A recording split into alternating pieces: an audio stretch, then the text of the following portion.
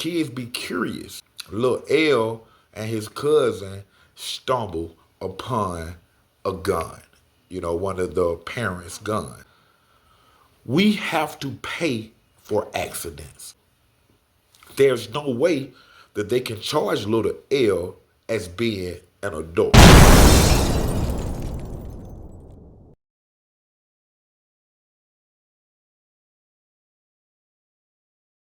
I mean, just living out here in the streets, you know what I'm saying? You have a lot of just regular guys who live this type of life that suffer from some of the same things that if you went to the army or went to the service, you know what I'm saying? Post traumatic stress disorder and, depression and things like that is right here in the neighborhood, man. And it's certain things that happen. And, it don't always have to do with the streets and drugs and things of that nature. It's just life out here in the urban inner city. Things happen. You know what I'm saying? Um, this little kid that, he probably a few years younger than me because, of course, he's grown now, but he had to be no more than like 8 to 10 years old. And him and his cousin at the house one day. They stayed in College Park Projects, the old apartments. Big shots out to all my flatbed partners out there, man. But this little kid, man, we'll call him L. We'll call him Little L. You know what I'm saying? And just like when I be giving these nicknames, of course, parts of the nicknames be the person's real name. So I know our friends in College Park, we know who that is, Tree. Again. But this little kid, man, he found himself, him and his cousin was in the house, and I can't say that they was unattended because the adults, the parents, were also in the house too. They was in a different room.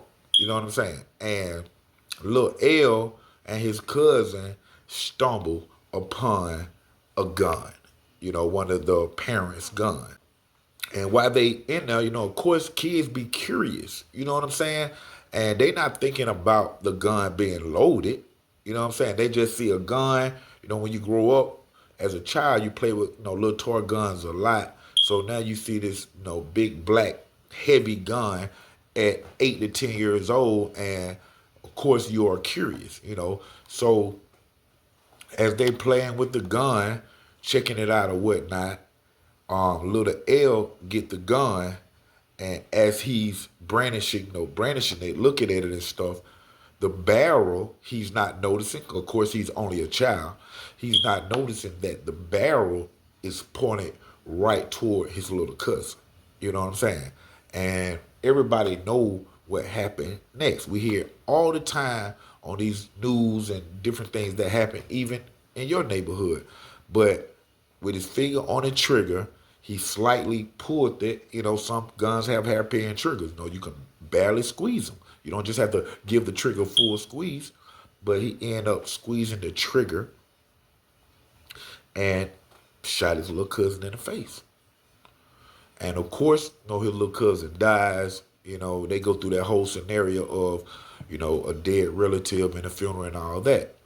But what happens to little L? He's only 8 to 10 years old. Of course, there was an unfortunate accident, but at the end of the day, somebody did die. And even though it was an accident, we have to pay for accidents. You know what I'm saying? No different than a car accident. Yeah, it was an accident, but somebody got to pay for an accident, especially if the accident involves somebody getting shot. And in this case, he got shot in the face. He died instantly, man. And then the kid that was shot in the face, he was only 8 to 10 years old at the same time. Now, when the case eventually comes out and comes to court, there's no way that they can charge little L as being an adult. He don't have the mindset as an adult at 8 to 10 years old. So they cannot charge him with that charge. So what happens? Of course, he comes to juvenile where I'm at. You know what I'm saying? Go to juvenile. You only gonna spend a certain amount of time in the county juvenile before they ships you off, especially when you have a charge like that. And if I'm correct, I think they charged them with involuntary manslaughter. And for a child to be anywhere between 8 to 10 years old and play with a gun, and the gun accidentally goes off and kills another child. And just so happened this child is your first cousin that you played every day with, you know? And now that child is no longer there, you find yourself in juvenile hall. They end up sending little L to Minishville, Georgia, just like I went to Augusta, Georgia. He went to Minishville, Georgia, which is a little bit more tougher place than I was when I was in Augusta, Georgia. You know what I'm saying? But his sentence that he carried, it carried him all the way until he was 18 years old. Think about that. So we got a 8 to 10-year-old. Like I said, I can't remember which one it was, but we got an 8 to 10-year-old that now has been taken away from his parents because of his actions playing with the gun. And he have to go and do that time as an 8 to 10-year-old child, snatched away from his mama and put in jail, juvenile custody, and stay there all the way until he was a grown man, 18 years old. So if he was 8 when he did it, he stayed in lockup for 10 whole years. Even if he was 10 when he did it, he stayed in lockup for 8 years. I can do math, y'all. But with him being locked up at that early age for 10 years until he was 18, I remember the day that he came home. I see him. How you doing, little L, man? You home? I hug him and do all that stuff. And right then and there, I knew that that wasn't the same little kid anymore. The way he acted, the way he talked, it was like his mind had slowed down. You know what I'm saying? Like a person kind of slow or whatnot. That's what it seems about little L since he came home. And I could only imagine what he went through from, 8 to 18 in lockup. And then now he come back home and he has to live out here in society. That kid right now to this day, which is, close to in his 40s, if not in his 40s already. Actually, he's in his 40s right now. And this kid, this young man, right now that's in his early 40s, is still not the same since he's killed his little cousin, man. And that's why I say you don't have to go to the army or go through these different wars and all that stuff to suffer from the same thing that the soldiers suffer from. We have that right here in the streets, man. It's millions of guys that was out there in the streets that suffer from depression, post-traumatic stress disorder, and things of that nature, man. Shell shock. Meaning like me, myself, I have a piece of shell shock that's in me right now. And to explain that to y'all, balloon pop. Balloon popping freaks me out, man.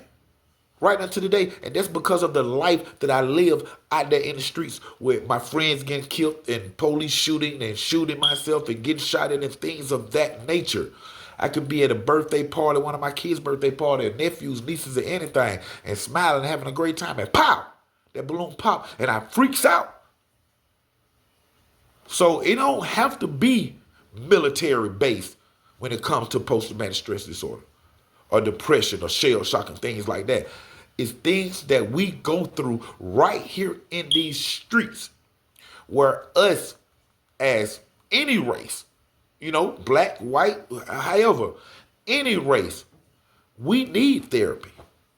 We need a psychiatrist. We need somebody to talk to help us get through some of the things that we done been through. You know what I'm saying? And right now, like I say, that kid, and I remember telling a story about him where one of my friends robbed him and I allowed it. If y'all follow that story, my friend that robbed him, he pulled out the gun on him, get up. And little L just stood there. I don't even know if he registered what was really going on because he never moved to the point where my partner got agitated and cocked the pump back. I said, get up. And little L still didn't move. It was no reaction until my friend turned the gun around and hit him across the face, hit him across the nose, and knocked him out and bloodied him up and all that stuff and robbed him and did all that stuff. But he didn't even know how to register that. The guy was telling him to get up. He wasn't even inside his body anymore. Maybe because when he seen the gun again and what he have been through. You know what I'm saying? And that's why it goes to not with everybody. Because you never know what their mindset is. He could have just went berserk and grabbed the gun and started fighting with it and shot my partner. Probably wouldn't have did no time for that either because of his mental state. You know what I'm saying? And it is crazy. And he's not the only one. Been several of my friends at a young age, even a family member, you know what I'm saying, that accidentally killed his cousin. And you don't think that he has some type of mental disability from that? Yes, he does. Why wouldn't he? He's seen his cousin die. He's seen his friend die by his hands, by accident.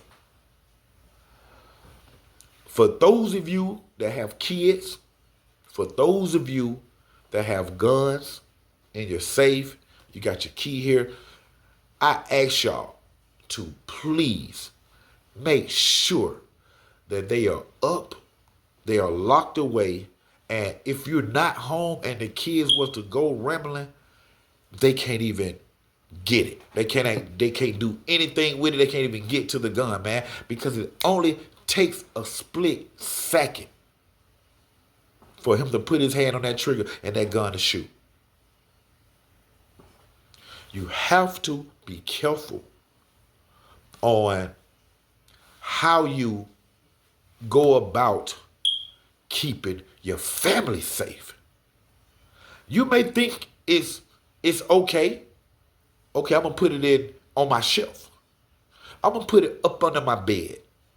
Those are not safe places because little L, he got that gun off the shelf. And yeah, it was up high. But that's not a big deal to get a chair or to be reaching for something and the gun fall down. What you think a child gonna do? And for you to even have a gun and you got children, I know it's meant for, we got to protect our family. So some people have guns only for that reason. And I love you and commend you for it. But you have to be careful. And not only think about yourself, meaning I got this gun so I can protect my family. Because it might be I that made a mistake and killed my family, or made a mistake and left the gun there, and a family member, a child, got the gun and killed himself, or better yet, one of his sisters or brothers. So I say it one more time to all my viewers, to all my fans, to all my subscribers, y'all just make sure if y'all have guns in y'all house, make sure they are 3 times locked away. For nobody, especially kids, won't get hurt from your mistakes. Thank y'all for tuning in to another great episode with your host, TV and film producer Dontrece Knox, a.k.a. OG Black Boy 3700, College Park Stand Up. Make sure you like and you subscribe to the page, Underground Source TV.